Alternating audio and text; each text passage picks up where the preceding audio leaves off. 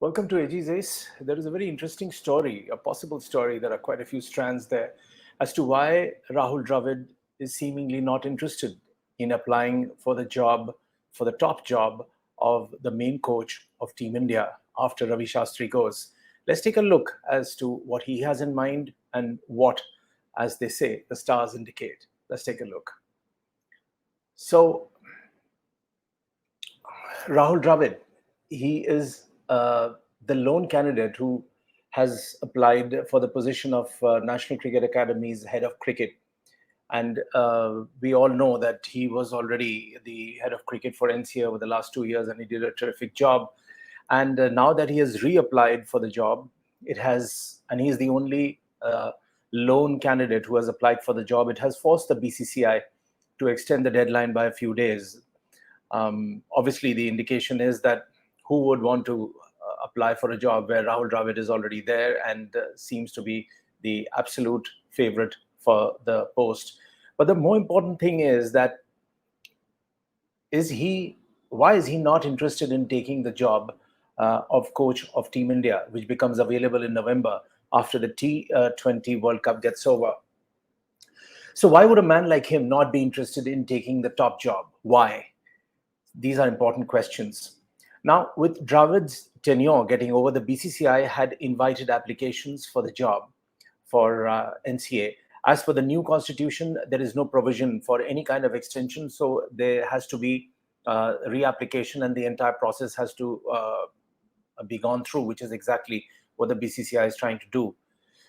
They have to hire afresh.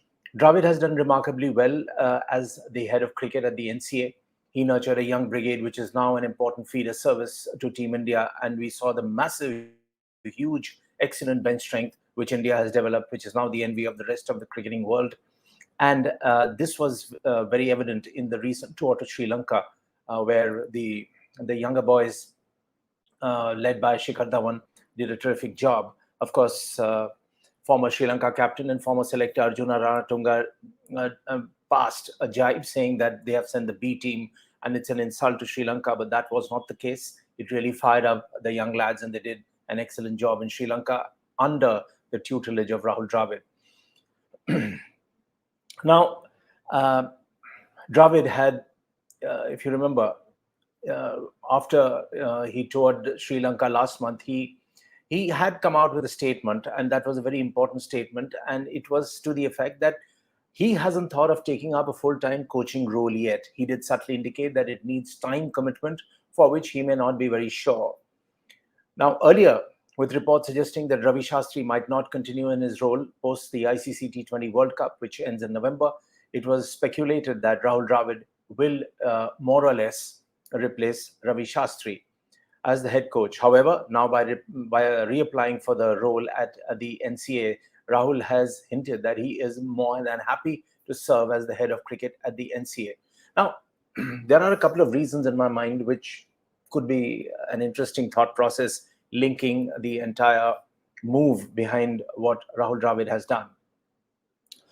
So please recall that Anil Kumble had a major fallout with Virat Kohli over as when he was the head coach, of course, and this was around 2017, if I remember it correctly. And this fallout was over modalities and processes. It led to Anil Kumble quitting the team as coach.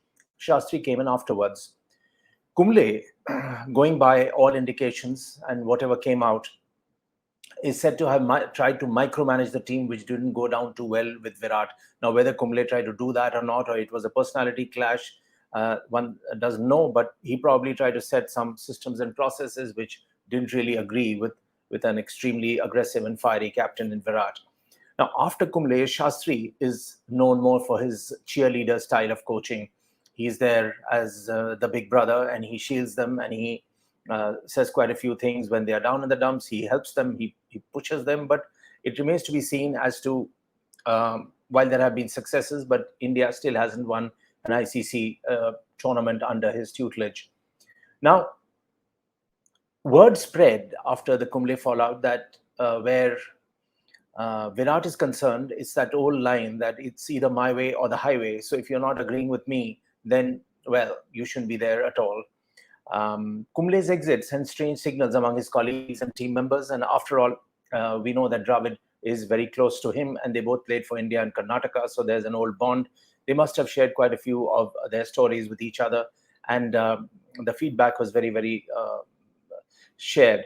Possibly, Dravid did not want to be caught in dressing room politics. It is one thing to coach the younger boys, and it's another to be with the big boys and be part of a dressing room, which can get pretty trying and tough if certain things are not going your way.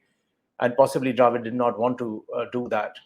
There was friction, I recall, when two senior players had to be cleared after rehab from injury, and they chose to get their doctors to do it for them rather than NCA. Now, Rahul Dravid had complained to Saurav Ganguly and said that this should not be done. There are certain due processes, and the NCA clearance is very, very vital. The NCA certificate is vital before any player rejoins Team India again, which wasn't the case earlier.